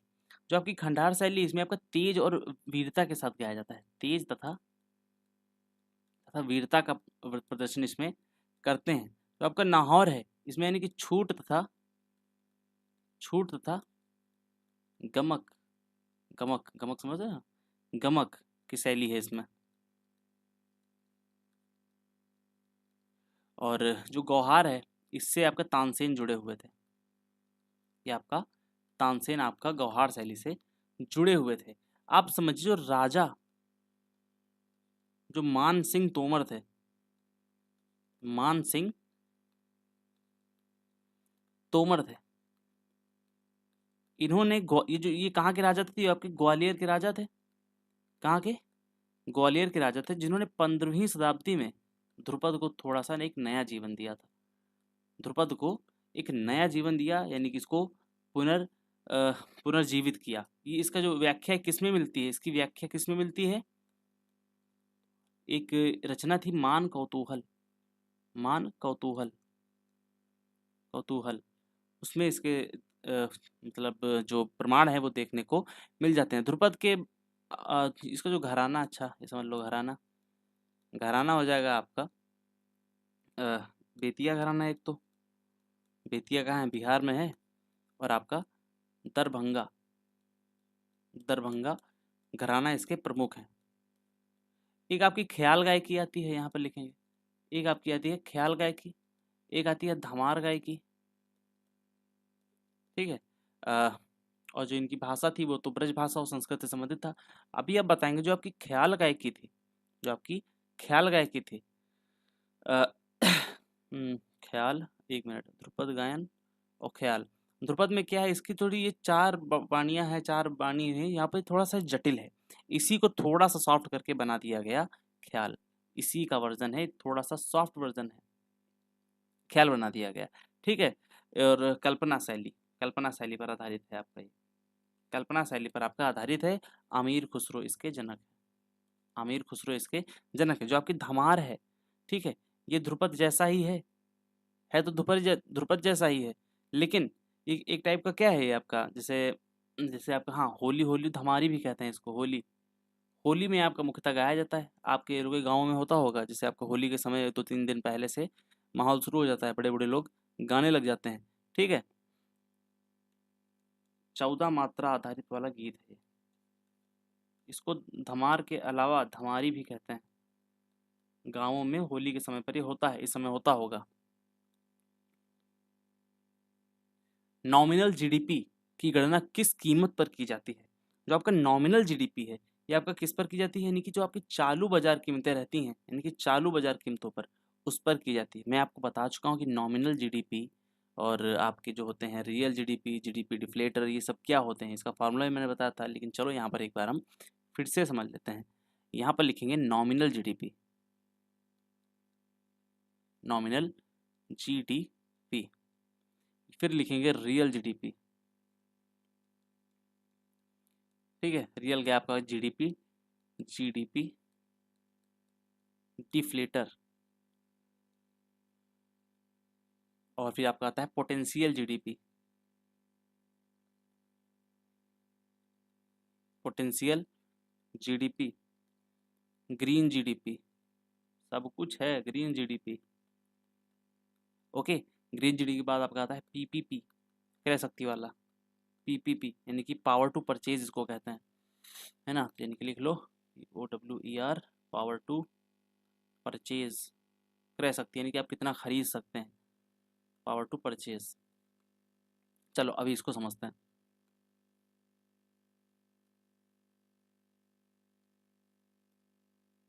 जो आपकी नॉमिनल जीडीपी है ये किससे संबंधित है, आपकी महंगाई से संबंधित है, ठीक है। जो आपकी किससे संबंधित है, ये आपका महंगाई से संबंधित, या कब होती है, यानी कि जो आपका चालू वर्ष होता है, चालू वर्ष वर्तमान में जैसे मान लो कभी चल रहा है जीडीपी, वित्तीय वर्ष चालू है, तो ये आपका इसकी कीमतें जो है आप हैं, जो वर्तमान में आपकी कीमतें हैं, इस पर निकाला जाता है, यानी कि चालू वर्ष पर निकाला जाता है, चालू वर्ष पर निकाला जाता है। रियल जीडीपी क्या है, या आधार वर्ष पे निकलती है, लाइक रियल जीडीपी जो आपका मेन है, कौन सी है, 11 और 12 इसका आधार है, 11 और 12 इसका आधार वर्ष निर्धारित किया जाता है कि इसका आधार क्या होना चाहिए, उसको दिया जाए। जो आपका जीडीपी, जीडीपी डिफ्लेटर है, इसका फॉर्मूला रहता है आपकी नॉमिनल जीडीपी, यानी कि चालू वर्ष वाली नॉमिनल, नॉमिनल जीडीपी अपॉन आपकी जो ये दूसरी वाली है real GDP, real GDP into 100, ये आपका हो जाएगा। ये आपका क्या दिखा था कि महंगाई कितनी बढ़ी, इस फार्मूले से आप लगा सकते हैं कि महंगाई कितनी बढ़ गई है, महंगाई कितना बढ़ी। मान लो यहाँ पर एक लेते हैं, जिससे आपका अभी मान लो एक एक्स आर्टिकल है, कोई एक्स आर्टिकल है, और ये इसकी जो नॉमिनल जीडीपी है, नॉमिनल, और आपकी यहाँ पर रियल, आधार वर्ष 11 और 12 है, 11-12 में मान लो ये 20 रुपए की थी, 11-12 में ये 20 रुपए की थी, और जो आपकी नॉमिनल जीडीपी अभी है ये आपकी मान लो 40 पर हो गई, जी है 40 पर हो गई वर्तमान वर्ष में। तो देखा जाएगा कितने प्रतिशत इसके रियल जीडीपी से अब तक इसमें वर्तमान में कितनी वृद्धि हुई है। तो बस लगा लो, यहाँ पे जीडीपी 40 है और नीचे 20 रख लो, इंटू 100 कर देंगे, 0 से 0, 2×2 यानी कि 200% की वृद्धि देखने को मिल गई। सिंपल सा एक मैथ का फार्मूला है और कुछ भी नहीं है। फिर आपका आता है पोटेंशियल, पोटेंशियल का मतलब होता है क्षमता, ठीक है। पोटेंशियल होता है क्षमता, अगर किसी देश के संसाधनों का यूज हो, संसाधनों का यूज हो, 100% संसाधनों का यूज हो, तो तब जीडीपी कितनी होगी, उस पर अगर जीडीपी की गणना होगी तो वो आपका पोटेंशियल जीडीपी होती है। ग्रीन जीडीपी क्या होती है, यानी कि पर्यावरण के नुकसान को घटा करके जो जीडीपी की गणना की जाती है, पर्यावरण नुकसान कम करके उस पर जो जीडीपी आपकी दिखी जाती है वो आपका ग्रीन जीडीपी होती है। और पावर टू परचेज मैं आपको इससे पहले ही बता चुका हूँ, ये क्रय शक्ति होती है। ठीक है, लाइक $1 में भारत अमेरिका से कितना सामान खरीद सकता है, ये होता है आपका पीपीपी। एनडीपी का फार्मूला क्या होता है यहाँ पर लिख लेंगे। जो आपका एनडीपी का फार्मूला होता है, एनडीपी यानी कि नेट डोमेस्टिक प्रोडक्ट, इसको हम कहते हैं, क्या कहते हैं, net domestic product, domestic product. ये होता है आपका जो जीडीपी रहती है ना हमारी, जीडीपी माइनस डेप्रीशिएशन, डेप्रीसिएशन यानी कि मूल ह्रास, यानी कि जीडीपी में से अगर हम डेप्रीशिएशन को घटा देते हैं तो आपका वो आ जाएगा, हमारा मूल ह्रास आ जाएगा। ठीक है, चलो। और मंदी, एक होता है मंदी, आपका मंदी कब आती है, मंदी एक समय सीमा होगी ना, लगातार मंदी कब आप डिक्लेयर कर सकते हैं आप,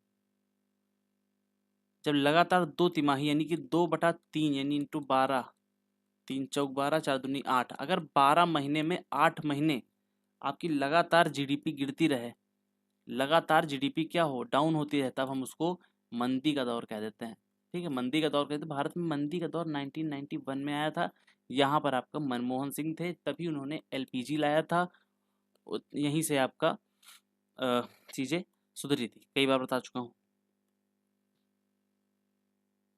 गुरु नानक के दर्शन में कीर्त कीर्त का सिद्धांत किस ओर संकेत करता है।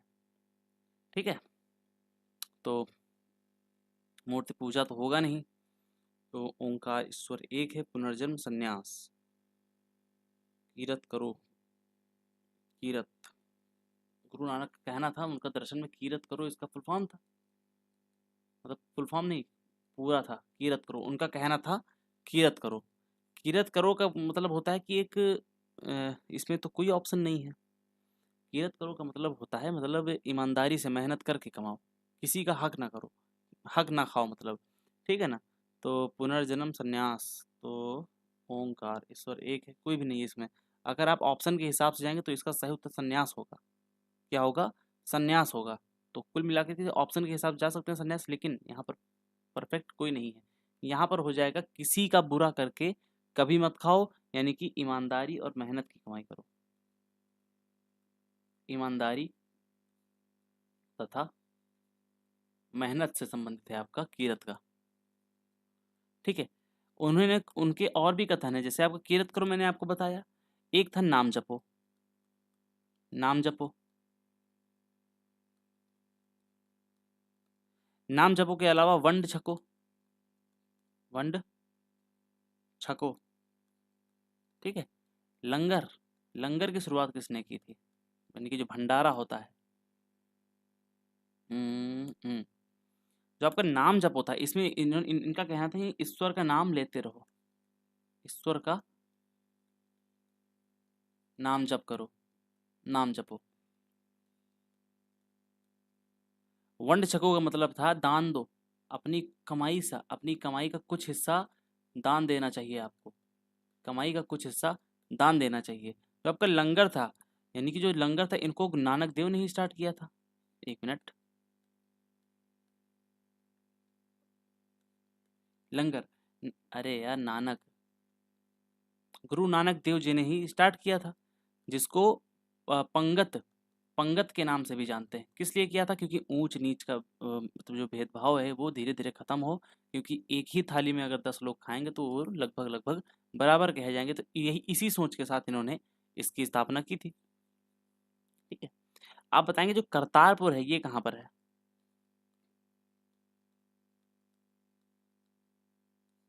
करतारपुर ये आपका पाकिस्तान में है।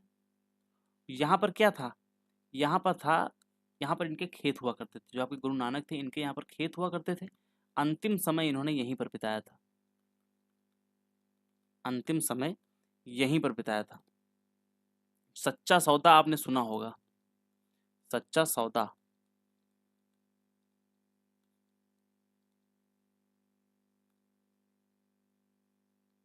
सच्चा सौदा क्या है, इसको आप कमेंट बॉक्स में बताएंगे। सच्चा सौदा क्या है, आप इसको कमेंट बॉक्स में बताएंगे। अगर इतिहास के परिप्रेक्ष्य में जाकर के देखें, जो आपका बाबर था, बाबर एंड नानक, नानक देव जी,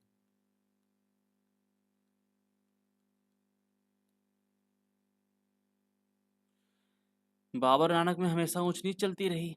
और जो आपका नानक नानक देव थे, जब बाबर ने इन पर आक्रमण किया, जब इन्होंने आक्रमण किया, तो इस आक्रमण को नानक देव ने क्या कहा था, पाप की बारात, पाप की बारात इन्होंने कहा था। गुरु ग्रंथ साहिब यहाँ लिखो, गुरु ग्रंथ साहिब, साहिब कब लिखे गए थे, 1604 में लिखे गए थे, पांचवें गुरु अर्जुन देव के द्वारा। तब लिखा नहीं, उनका जो संकलन किया था, पांचवें गुरु थे अर्जुन देव, अर्जुन देव के द्वारा इन्होंने इसका संकलन किया था। ठीक है, चले अभी आगे बढ़ते हैं। उत्तराखंड का कौन सा लोकगीत पारंपरिक रूप से पुरुष और महिलाओं के बीच प्रश्न उत्तर संवाद के रूप में गाया जाता है? तो मैंने आपको स्टार्टिंग में ही बताया, स्टार्टिंग में बताया कि जो चौपती यानी कि चौपटी है, बताओ एक ही शिफ्ट में दो क्वेश्चन रिपीट, चौपटी है ये आपका किया कि अगर ऊपर ऊपर से आपने पढ़ा हो तो चीज़ें आपकी चली जाएंगी, आपसे कुछ भी नहीं हो पाएगा। ठीक है, सवाल जवाब इसमें करते हैं आपका। एक होता है आपका झुमैलो, झुमैलो भी आई थिंक मैंने तो आपको बताया है। अरे कैसे लिखा जाएगा भाई, झुमैलो, झुमैलो हो गया। और जागर नहीं बताया है आपको हमने, जागर बाजूबंद वगैरह बता चुके हैं, बाजूबंद बता चुके हैं, छपेली भी बता चुके हैं। बसंती लिख लो, यही उत्तराखंड के हैं, बसंती। बसंती हो गए। और फाग वगैरह तो पता ही है। एक आता है पनसखा, पन सखा, पनसखा, ये सब आपके उत्तराखंड से संबंधित है। किससे संबंधित है, तो उत्तराखंड से आपका ये संबंधित है। ठीक है, अ, और झुमैलो हो गया, जागर हो गया, बसंती हो गया, पनसखा हो गया, चौपटी तो बता ही चुका, खुदेड़ बताया था आपको, खुदेड़, खुदेड़ लिख लो यहाँ पर।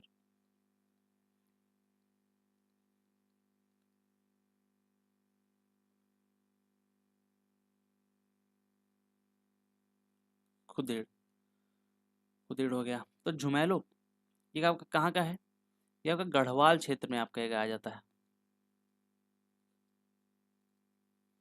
झुमैलो, झुमैलो गढ़वाल क्षेत्र में गाया जाता है, वियोग रस में, वियोग में गाया जाता है।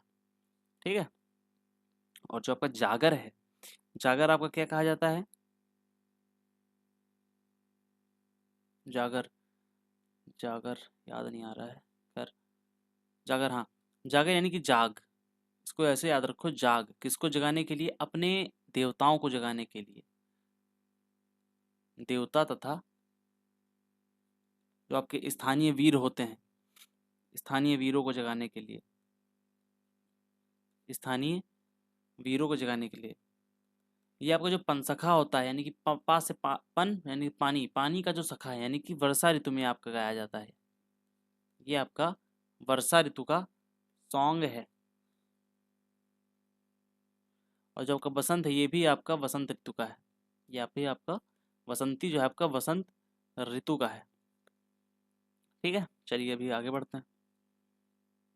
1932 में अखिल भारतीय हरिजन सेवक संघ की स्थापना किसने की थी, पहली या दूसरी ही क्लास मैंने आपको बताया था कि इसकी स्थापना 30 सितंबर, इसकी स्थापना 30 सितंबर 1932 में कहाँ पर हुई थी, यरवदा जेल में, यरवदा जेल में, जो कि कहाँ पर है, पुणे में है, जो कि आपका पुणे में है। पहले इसका जो अन्य नाम है, यानी कि पहले इसका नाम, पहले अन्य या फिर पहले लिख लो, पहले ज़्यादा सही है, अस्पृश्यता, अस्पृश्यता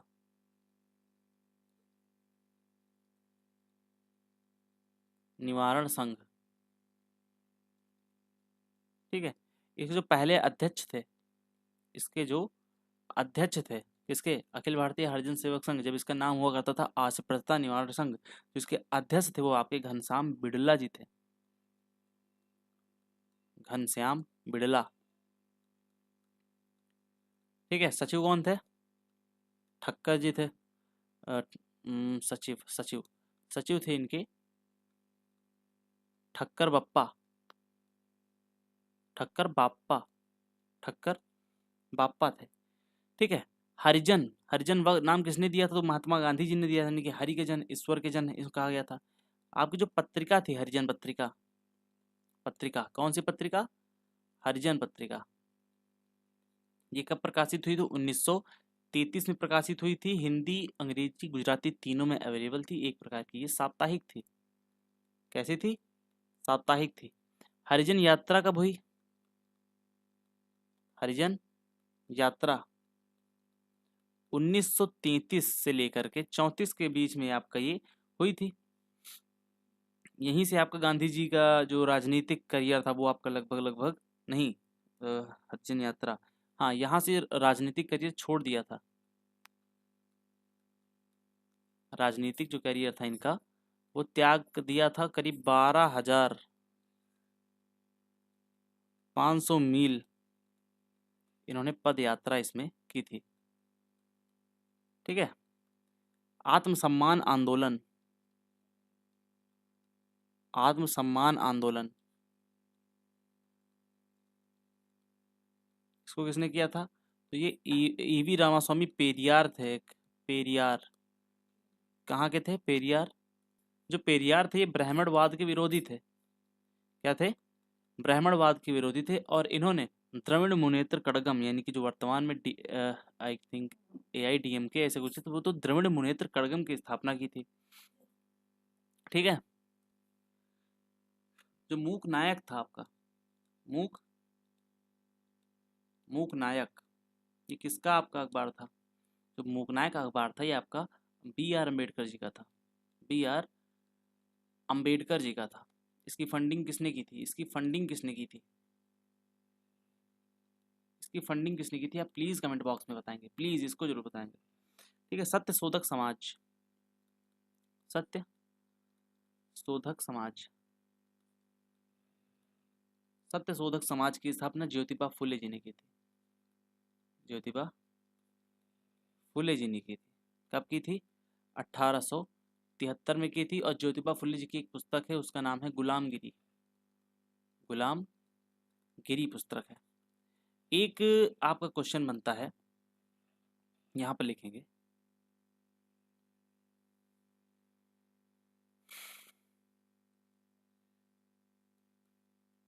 बहिष्कृत, बहिष्कृत, चलो यहाँ पे लिखो,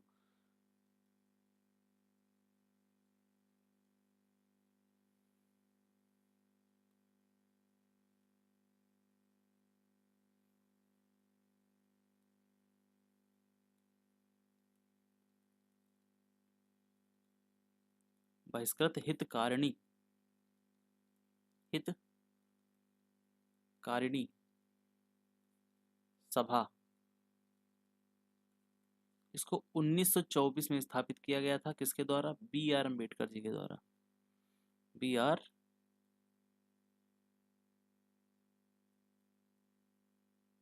अम्बेडकर जी की इसके द्वारा स्थापना हुआ था, ठीक है।